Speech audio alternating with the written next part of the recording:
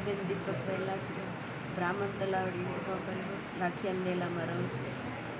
અત્યારે મારા સાસરિયામાં રહું છું.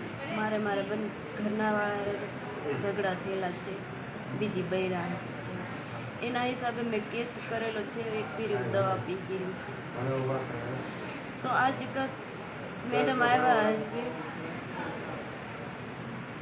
પંચનામું કંઈક લખવા પાછા આવ્યા છે. તો એને ઘરે ખબર પડી તો આવીને સીધા કે શું હતું, કાંઈ નહીં મેડમ લખવા આવ્યા હતા જ, પંચનામું કંઈક લખાડે છે, બાકી તે આવ્યા છે.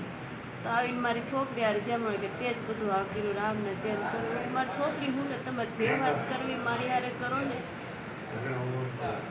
તા તો મને બાંગું નાખવાનું, ઓલું કરવા વળ્યા, રાડું નાખવા વળ્યા, મને ધક્કો મારી, મને ઢહડીને મારી, પડખા મારી દીધું, માથામાં વાગી ગયું.